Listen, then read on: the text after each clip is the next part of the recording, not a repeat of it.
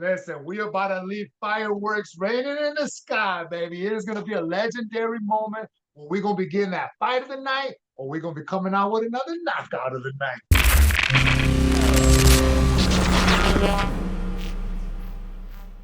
What is going on, fight fans? My name's Chris. This is Combat Loop MMA. We have a friend. We have a very fun, very explosive guest today. We're going to welcome on Mohawk. What's going on, Mohawk? What it do, baby? We live, baby. We live. We here, baby. What's going on, world? Hey, you know what? We're super excited to talk to you. You're a main event in about 2 weeks. We got about a week. Well, really, next week. Is it next week? 9 days, baby. 9 days to the warpath, man. I am so excited about it. You're one of those guys I've been watching for quite some time. You have a little bit of history inside there with knocking people out real quick. So I'm expecting another big fight this weekend. Like I do with every single interview, we definitely want to start off and ask you, how did you get into this fight game, man? I want to know. Well, I mean, dude, I screwed up when I was younger. I had a lot of felonies, so a lot of those bigger careers kind of were cut off from me. And when I was actually, I started praying to the man above. I was going to do football too, actually. And when I started doing the football to stay in shape, I started doing MMA. And I had an MMA fight, the first fight was a 4-second knockout, and I didn't know I was capable of doing that, man. And it was a 1-2 head kick. I was like blown away, bro. And it was just a wrap after that. Everything else went out the window. And I just started trying to knock people out, man. And I came to that point where I was like, the MMA didn't work for me, man. Like I wasn't able to afford the gyms and the jiu-jitsu training. So I mean, I bit that mouthpiece, man. I bit that bullet at one point. I came from that corner and I said, you know what? When I started praying, BKFC came into my life, man, and it popped into my lap. The way it happened, it was undeniable, man. It was undeniable. Like this was placed in me for a bigger reason, man. And as soon as it came in my way, I just been dominating, bro. I've been on the warpath. I found my bread and butter, and they're in my playground now. They don't know this, but that's my world in there, man. I think so, dude. You've been explosive since your younger amateur days into your pro days. What makes you so explosive in those fights, man? Well, I can show me. I get to show my spirit. You know what I mean? Like I always see all these other sports and these people that do the team stuff, and like, yeah, I mean, there's no I in team. There's no I in team, but bare knuckle boxing, MMA fighters, and anything in general, there's no other person to blame but yourself. If you go out there, that's the only sport in the world where you have to pour your heart out, you have to pour your energy, and everything that comes out of you is you. You know, there's no excuses. You can't try to blame your coach, which I have one of the best coaches in the world, man, that's been able to bring out the best in me, man. And it's like, I can't blame anybody else but me because they teach us to perform and we go out there and perform. If we can go beat those emotions and we overcome all that fear of being in there, man, like we get to perform in a whole new level that's going to be able to push us, I feel like, to those points, man, that nobody else gets to get to. Yeah, man. I want to talk about like the switch over. So some people switch over from boxing, some people switch over from MMA, some people just go straight into bare knuckle. I've met a couple of them. How has the switch over been from MMA? Because I see that record and I know it's been pretty smooth, but how has it been for you, like mentally, physically? Man, it has been phenomenal, man. Just because every time I crack somebody in the MMA, like I've always looked up to like John Jones and like those elbows and everything, like those guys, those fighters that just put everything out there. And like that's what I've always loved to do. You know what I mean? So when I was able to hit somebody or try to elbow them, they immediately take me to the ground. Bare knuckle, baby, they gotta feel all of these, baby. They gotta feel all of these. They ain't got nowhere to run, man. That's my world, man. So when I just started coming into the place where I felt like I was good at what I was doing, you know what I mean? Like I feel like I'm a knockout artist. You know what I mean? Being that main character, you are trying to beat that main character in the animes and stuff, like always watching Dragon Ball Z, Naruto, Bleach, you know, Tokyo Ghoul, Attack on Titan, all those good stuff. Like I always try to put myself like as that main character or try to be one of those characters. And it's like now in the ring, I get to live that, man. I get to show the people like this is me. This is my spirit, my warrior spirit. You guys go out there to play and do this and do that and as a sport. For me, I'm gonna leave a legacy. I feel you on that one. You already are kind of really losing a pretty good legacy for yourself.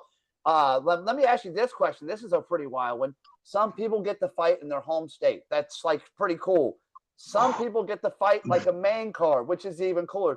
But you're fighting as the main event in your hometown, dude. Tell me how that feels, and how's it going to feel Man, with that crowd screaming your name?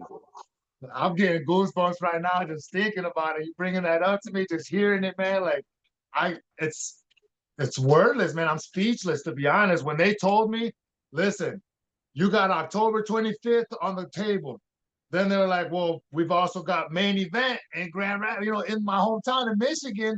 And I was thinking to myself, like, oh my God, like, I'm in a tough spot. Go fight where the gladiators started in Rome. You know what I mean? The history of actual, gladiator status, man.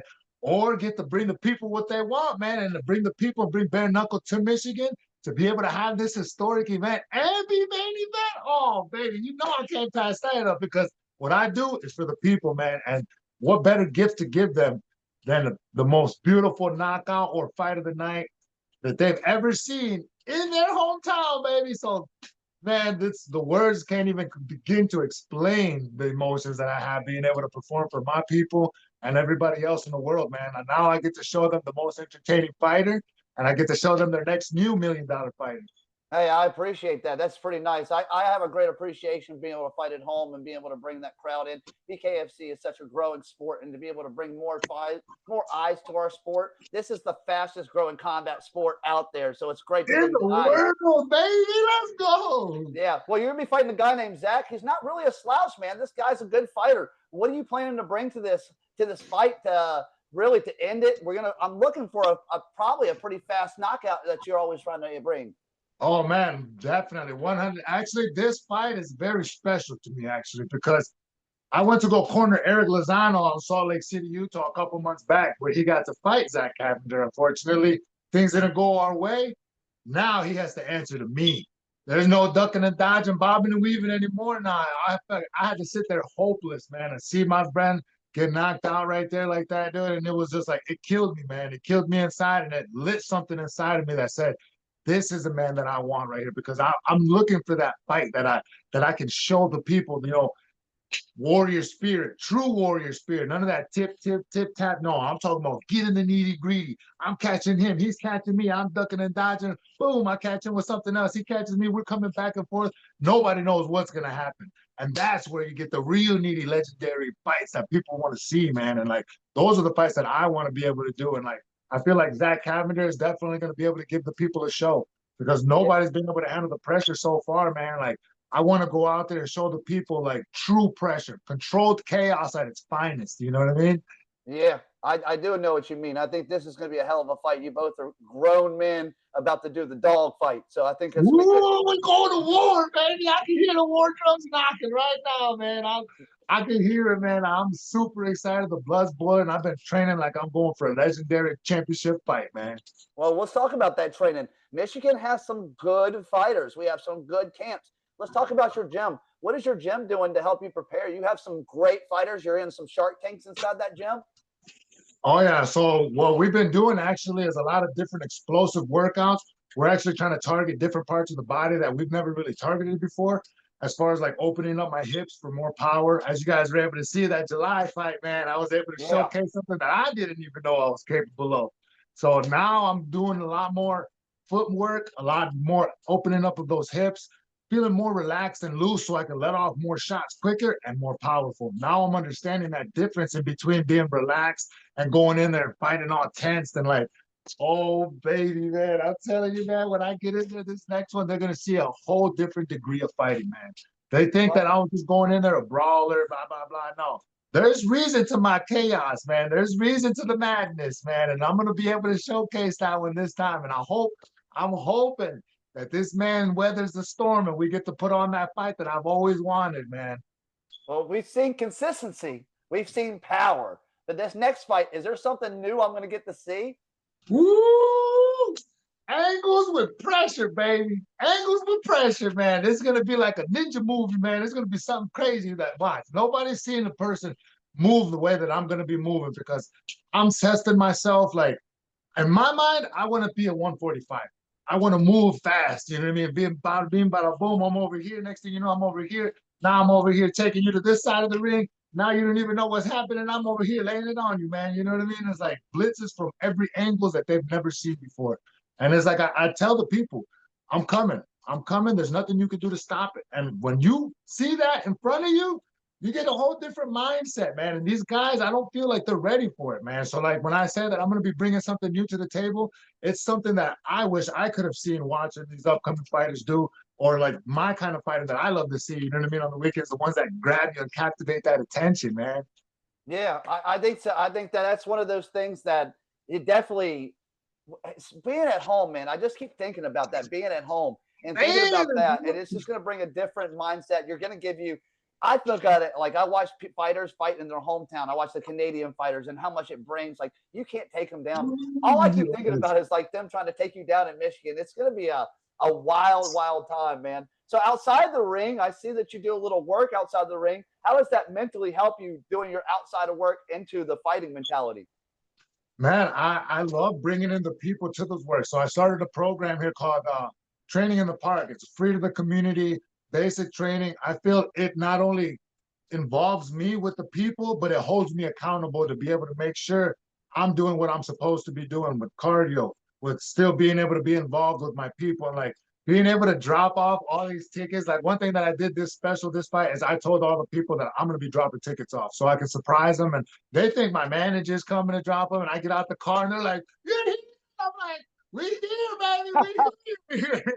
So it's like it Awesome. gives me a whole new fuel, man, to be able to see the excitement and the hope that I can bring to the people. And then just being in my own hometown, man. Oh, baby. Listen, BKFC hasn't seen the Michigan people yet, man. The energy that comes with these crowds, because there's people from all over the world sometimes that come out over here to see some of these fights. And like when it was the crazy amateur days and every week, every month there was fights going on, man, the people here absolutely love combat sports. And then for me to bring bare knuckle boxing, bro, to be able to bring it here, oh my goodness, I'm gonna blow the roof off this place, man. I think so. I got a couple more for you. This one right here, the Mohawk. I want to know kind of what the idea is, how you got to be the Mohawk, man, because that story is pretty cool. Man, so when I was younger, I was always bullied coming up as a little young buck, man. And like in high school, I got stuffed in the locker twice, bro. I ended up crapping myself because I was so scared of going to the bathroom, man. And like it came to a point where it was like it was a huge problem. I made a pinnacle point in my life where I was like, do I really want to continue this? And I made a choice and I said, 2004, I'm gonna get a different Mohawk that everybody else doesn't have. I'm gonna get a different, something different that nobody has around. They had the bald fades and this and that stuff. After that, I was able to really, really open and utilize, I would say that the bulliness and that pain, and I turned it into something different. You know what I mean? And when I got my Mohawk, I told myself nobody else has this. This is my moment where I become one of the biggest, baddest motherfuckers that they've seen on the block. And now I'm at that point now where I'm able to really show people and actually live up to that now. And I've been Yeah. rocking it 21 years now, man. 21 years. Wow, man. This got me gears going now, man. It's been a while.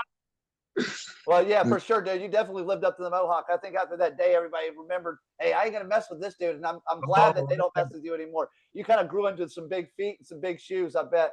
Now, this is the fans' favorite part to do. Not always my favorite part to do. Contender versus pretender, where I'm the pretender, you're the contender, and I want to have a little spar with you one day. What do you think about doing that? I want to show the fans how fast and how strong you are. You better make sure you sign a waiver, baby, because I'm gonna be Hey, flowing. listen, dude, I got the skills to pay the bills, my dude. I'll get in there with 250, 260 pounders. I'm not scared. Let's get it. I love it. Hey, man. I'm gonna get a raise, no bitch over here. Yeah, let's go, baby. Iron sharpens iron. I'll tell you Hey, this though, the pressure's different. The pressure's different.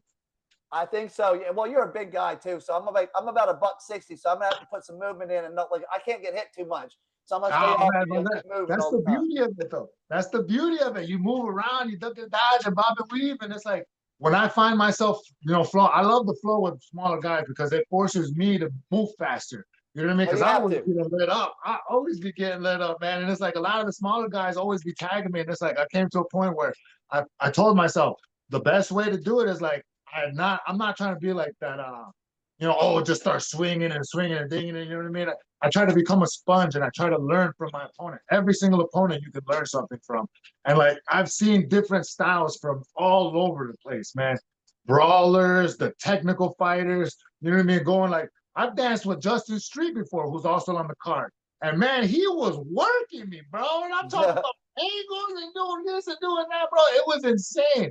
My coach, he's like 145er, bro. He be working me, moving around me, angles, and I'm like, yo, I have to adapt. It forces me to be able to start moving and try to mimic those movements. So in my mind, it gives me that opportunity to move these 235, like, 185, 145 around there. You know what I mean?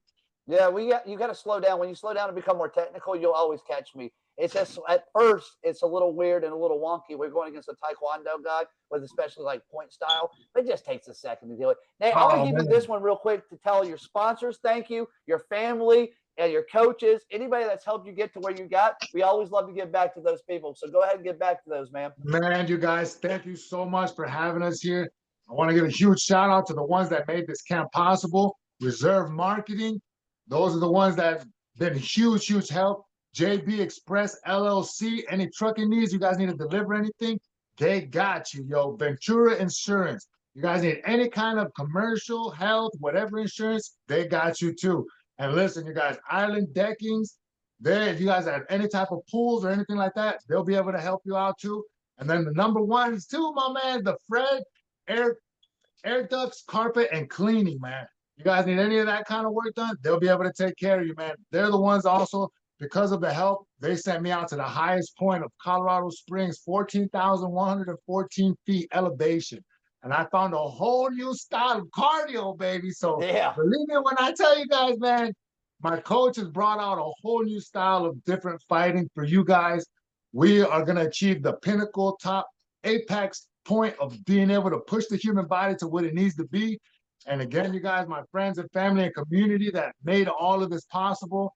We dream chasing and making it happen, baby. Let's go. I couldn't have done this without you guys. You guys are the real MVPs here, man. Thank you, thank you, thank you. And you, my man, thank you so much for having me on the sport.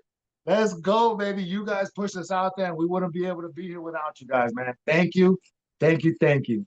So you trained in the elevation and you recovered down into at sea. You recovered down at sea level every single day. Oh yeah, yeah. So I traveled with all the sponsors that came through. I went from Michigan all the way down to Colorado Springs. Then from Colorado Springs, we went all the way down to Vegas. Then from Vegas, I made it all the way to Albuquerque, New Mexico. And I was able to get some training in with Jackson Wink out there, man. Those guys are phenomenal, bro. Like, phenomenal. I'm talking about the savages of savages.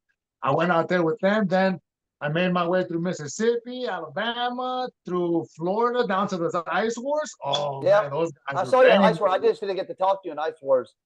Man, no, it would have been awesome, man. We made it there. We were traveling like crazy, though. Then from there, we went all the way up through Virginia, South Carolina, North Carolina, Maine, and made it all the way to Pennsylvania to those Smoky Mountains again. I finished off elevation training in the 4,400 feet elevation, and then we made it on back to the hometown, baby, to get ready for war. Well, it sounds like you've checked boxes, and we always talk about checking boxes before fights. When you check all your boxes, you can't blame nobody else. There's nothing else you can do. You're ready for that fight. Now, I want you to tell us, Mohawk, what we have in store for us come November 1st. I want you to tell us what is going to happen this fight. Listen, we are about to leave fireworks raining in the sky, baby. It is going to be a legendary moment where we're going to be getting that fight of the night, or we're going to be coming out with another knockout of the night.